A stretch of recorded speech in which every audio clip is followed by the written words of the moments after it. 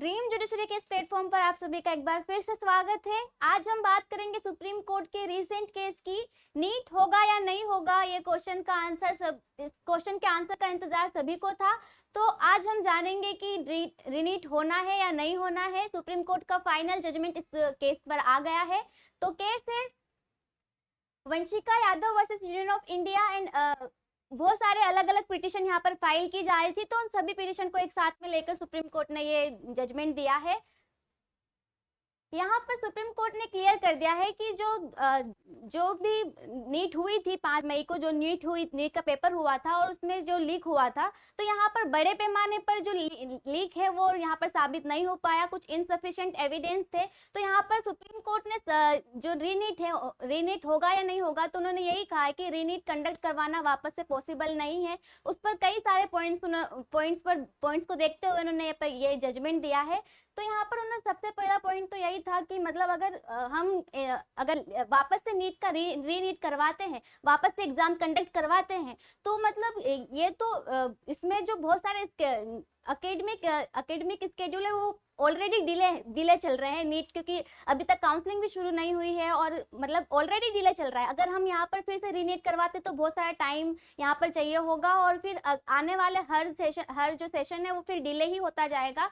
तो ये मतलब एक रीनीट करवा पाना यहाँ पर पॉसिबिलिटीज यहाँ पर नजर नहीं आ रही थी। और साथ ही ये भी साबित हुआ कि जो एविडेंस है यहाँ पर लीक बड़े पैमाने पे हुआ है, ये जो लीक बड़े पैमाने पे हुआ है, इसको साबित करने के लिए प्रॉपर एविडेंस यहाँ पर मिले नहीं।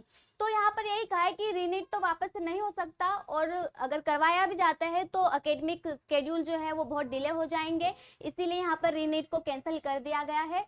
और यहाँ पर सबसे पहले तो यही कहा कि जो अगर हम रीनीट करवाते हैं तो ये कहीं ना कहीं अनजस्टिफाइड होगा उन बच्चों के लिए भी जो एग्जाम शिद्दत से पहले दे चुके हैं और वो वापस से प्रिपरेशन करेंगे। साथ ही उनके प्रिपरेशन के साथ ही साथ उनका एकेडमिक सेशन है वो पूरा डिले चलेगा। सबसे पहला पॉइंट जो है उन्होंने यही कहा है कि अगर हम रीनीट करवाते हैं तो ये कहीं ना कहीं अनजस्टिफाइड है। और सेकंड में उन्होंने ये कहा कि हाँ मतलब लीक तो हुआ है, पटना और हजारीबाग में ही यहाँ पर लीक जो है वो सामने आया है, पेपर लीक का जो मुद्दा है वो सामने यहाँ पर आया है। लेकिन यहाँ पर भी सफिशिएंट एविडेंस नहीं है कि उसको हम बड़े पैमाने पर साबित कर सके कि हाँ लीक हुआ है, पेपर लीक हुआ है जो बड़े पैमाने पर, और यहाँ पर बहुत सारे बच्चे उससे अफेक्ट हुए हैं। तो यहाँ पर ऐसा कुछ खास सामने आया नहीं है। और तीसरा यही है कि यहाँ पर सेक्शन जो ऑप्शन होते हैं, जो क्वेश्चन पेपर में 4 ऑप्शन में से एक आंसर सही होता है, तो यहाँ पर 2 ऑप्शन सेकेंड और फोर्थ के बीच में कॉन्ट्राडिक्शन चल रहा था। तो यहाँ पर सुप्रीम कोर्ट ने क्लियरिफाई किया है, जो दिल्ली आईआईटी दिल्ली जो कमिटी है उसके थ्रू यहाँ पर ये क्लियर किया गया है कि जो ऑप्शन सेकेंड और फोर्थ है उसमें से फोर्थ जो ऑप्शन है उसको करेक्ट किया जाएगा और सेकेंड को नहीं माना जाएगा। यहाँ पर थर्ड पॉइंट उनका यही था। और उसके बाद यही कहा कि अगर इंडिविजुअल किसी पर्सन को मतलब और भी इससे रिगार्डिंग कोई भी पिटीशन फाइल करनी है तो सुप्रीम कोर्ट से वो वापस लेकर वो हाई कोर्ट में वापस से इस पिटीशन को फाइल कर सकते हैं अगर उन्हें करना है तो। और फिफ्थ पॉइंट यही था कि फिफ्थ पॉइंट जो है वो यही था कि गवर्नमेंट को उन्होंने डायरेक्शन दिया है कि आगे नीट का जो लीक इस बार हुआ है वो आगे ऐसा ना हो, ऐसे मुद्दे बार बार ना उठे, इसीलिए गवर्नमेंट को डायरेक्शन दिया है कि इसके ऊपर कुछ ठोस कोई नियम या कोई लॉज बनाया जाए। तो यही था सुप्रीम कोर्ट का कल का पूरा जजमेंट। ऐसे ही रिसेंट केसेस के लिए बने रहे ड्रीम जुडिशरी इंदौर के साथ।